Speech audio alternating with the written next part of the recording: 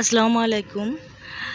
আজকে আমি অনেক সকাল সকাল ছাদে এসেছি, মানে ঘুম থেকে উঠে কিছুক্ষণ পরেই চলে এসেছি, 20-25 মিনিট পর। তো গাছগুলির কি অবস্থা দেখার জন্য। তো লজ্জাবতী গাছটা কিন্তু এখনও কিছু মানে রিকভারি হয় নাই মাটি চেঞ্জ করে দেওয়ার পরেও। তো অন্য বাকি গাছগুলি মোটামুটি পানি দেওয়ার কারণে মোটামুটি সুস্থতার দিকে ফিরেছে। আর এই যে পানির কি অবস্থা দেখছেন, এটাতে কিন্তু সাজনা গাছটা ছিল, আর ওই মাটিগুলি এখানে আছে, পানি বের হতে পারছে না। তো লজ্জাবতী গাছটাই এখনো হয়নি। তাছাড়া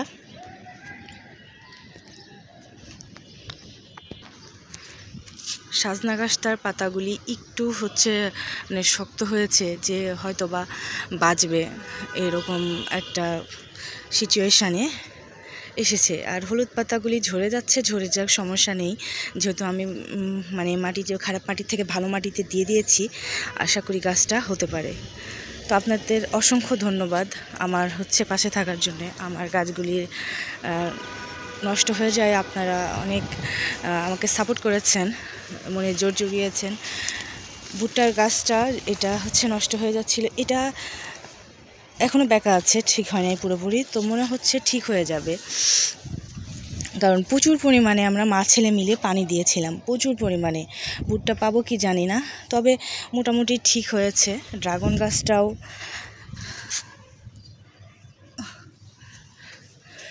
গাছটাও কিন্তু আমি ধরে দেখলাম, তো ভাবলাম আপনাদের সাথে শেয়ার করি যে গাছ আমার মনে হয় আর কিছু নষ্ট হবে, কিছু মনে হয় থাকতে পারে। এই যে চাল কুমড়া গাছটা গোড়ার পাতাগুলি কিন্তু মরে গেছে, এগুলি আর ঠিক হয় নাই, কিন্তু উপরের এই পাতাগুলি মোটামুটি ঠিক হয়েছে। হয়তোবা এগুলি বেশি শুকিয়ে গেছিলো, মরে গেছিলো, যার কারণে এই গোড়ার পাতাগুলি ঠিক হয় নাই। তো হঠাৎ পানি দেওয়ার বুদ্ধিটা আল্লাহ আমাকে দিয়ে দিয়েছিল।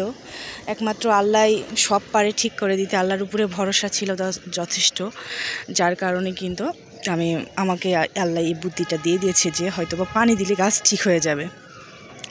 এজন্য আমরা মা ছেলে মিলে কিন্তু অনেক পানি দিলাম, যার ফলে আমার গাছগুলি দেখা যায় যে হয়তোবা বেঁচে যেতে পারে, এমন একটা সিচুয়েশানে আসছে। তো আমার গাছগুলির জন্য সবাই দোয়া করবেন। তো আপনি চাল কুমড়াগুলি নষ্টগুলি দেখাই। এই যে এটা একটা, এই যে একটা, আর এই যে একটা, এই যে 3টা চাল কুমড়া। আর ওইটা কিন্তু আজকে খাওয়া হবে, ওইটা কাটবো কিছুক্ষণ পরে হয়তোবা।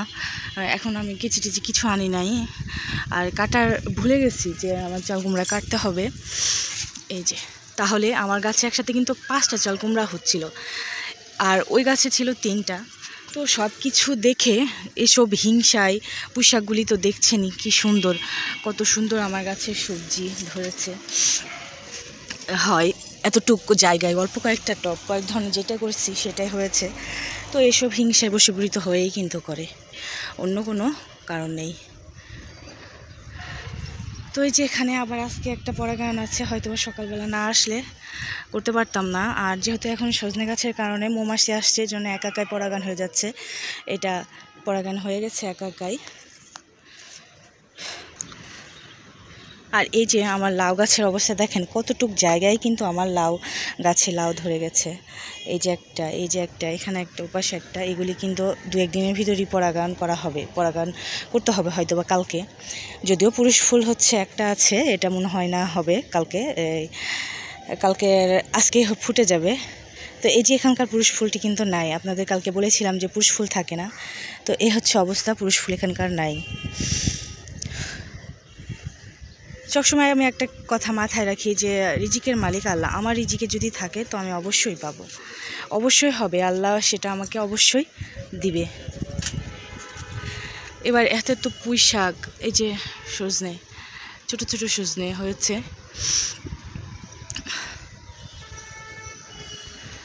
অনেক ফুল এই যে বের হচ্ছে সজনে। এই যে উপরে অনেক ফুল, এগুলি সব সাদা সাদাগুলি ফুল, অনেক ফুল আছে সজনে গাছে। সজনে বের হচ্ছে, ছোট ছোট বের হয়েছে, জানি না এগুলি টিকবে কিনা। তবে কিছু তো সজনা অবশ্যই আল্লাহ আমাকে খাওয়াবে, যেহেতু পরিশ্রম করছি, অবশ্যই আল্লাহ আমার পরিশ্রমের ফল দিবে। তো রিজিকের মালিক একমাত্র আল্লাহ, আমার রিজিকে যদি থাকে এগুলি, তো আমি অবশ্যই পাবো, আর যদি না থাকে তাহলে কিন্তু হাজার চেষ্টা করেও পাবো না।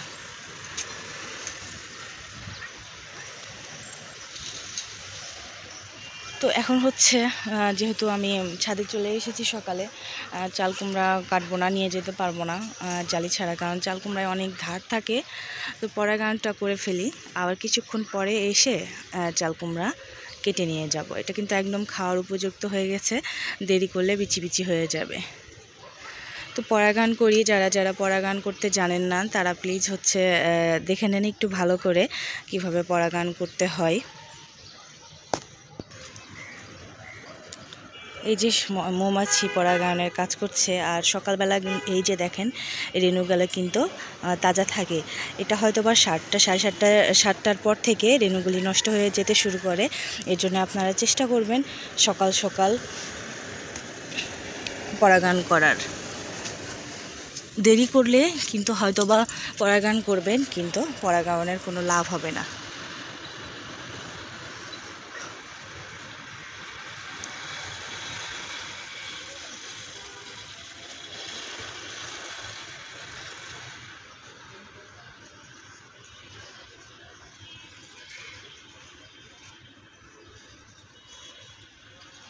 আমি কোনো স্কিপ করছি না, কিংবা টেনেও দেখাবো না আমি কতটুকু সময় ধরে করি, কিভাবে করি। চতুর্দিকে ঘুরিয়ে মাঝখানে ছুঁয়ে রেণুগুলি ভরে ঠিক সেভাবেই করে নিতে হবে। ব্যাস, আর কিছু করা লাগবে না, হয়ে গেল পরাগায়ন। এইটা কিন্তু মারা যাচ্ছে। এখন সকাল 7:30 বাজে। তো সকালে নাস্তাগুলি বানিয়ে সংসার সামলিয়ে তারপরে আবার এসেছি ছাদে। তো এখন হচ্ছে আবারও গাছগুলি একটু ঝিমিয়ে পড়ছে, মানে রৌদ্র বাড়ার সাথে সাথে দেখলেই বুঝতে পারবেন পাতাগুলি কেমন যেন একটু উল্টা উল্টা হালকা ঝিমিয়ে পড়ছে, খুব বেশি না। তবে এখন যদি ছায়া হতো, মানে বৃষ্টি হতো, তাহলে মনে হয় আমার গাছগুলি অনেক ভালো হতো। তবে আল্লাহ যা করে ভালোর জন্যই করে, এটা সবসময় মানি। আর চাল কুমড়া কাটতে আসলাম, অনেক বড় হয়ে গেছে, চাল কুমড়া খাওয়ার উপযুক্ত হয়েছে। আর তাছাড়া আবারও নতুন করে এই গাছে এই 2টা চাল কুমড়া ধরেছে। তো এখন যদি আমি এটা কাটি তাহলে ওইগুলি আবার ঠিকঠাক মতো বড় হবে। শুধু শুধু আমার কচি চাল কুমড়াটারে বাড়তি করেও তো কোনো লাভ নাই, খেতেও ভালো লাগবে না, আমার ওইগুলিও ঠিক মতো বাড়বে না, ওই জন্যে কেটে ফেলবো।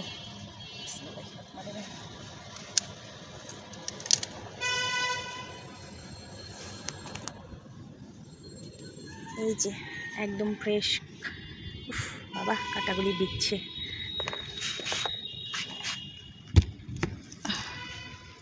আর একটা আছে, ওটাও কাটবো। এই যে এটাও সাইজে ছোট হয়ে আছে, কিন্তু ওইটার আগের দিন এটা পরাগান করেছিলাম, হাতের অভাবে বাড়ে নাই, অবশ্যই এখানে ফুটো করে দিয়েছে যার কারণে বাড়েনি। এই যে ফুটো করে দিয়েছে এই জায়গায়, এই জন্য বাড়েনি এটা। আর এই ছোটটা হচ্ছে আমার হচ্ছে মরে যাওয়া গাছের, যদি গাছটা সুস্থ থাকতো তাহলে কিন্তু এগুলির মতোই বড় হতো। তো এই যে 3টাই কেটে নিয়েছি। কালকে যদি আল্লাহ আমাকে না বুদ্ধিটা দিত, মানে আল্লাহ যদি আমার মাথায় না আনতো, তাহলে কিন্তু আমার গাছগুলি আর বাঁচতো না। বাকি গাছগুলি আজকে যেমন একটু নেতিয়ে পড়ছে, কিন্তু তারপরেও এই যে নেতিয়ে পড়ছে, এই যে নেতিয়ে পড়ছে, পাতাগুলি উল্টে গেছে কেমন হয় এইভাবে। তো তারপরেও হচ্ছে হয়তোবা ঠিক হয়ে যাবে 2-1 দিন এরকম থেকে, তারপরে ঠিক হয়ে যাবে। কালকে যদি আমি চুপচাপ ঘরে বসে থাকতাম, কোনো চেষ্টা না করতাম, তাহলে কিন্তু হতো না। মা ছেলে মিলে ভর দুপুরবেলা ছাদে এসে প্রচুর পানি দিয়েছি, যার কারণে আমার গাছগুলি একটু সুস্থ হয়েছে। তো দোয়া করবেন সবাই আমার গাছগুলির জন্যে। হালকা হালকা নেতিয়ে পড়ছে। তো আজকের মতো এ পর্যন্তই।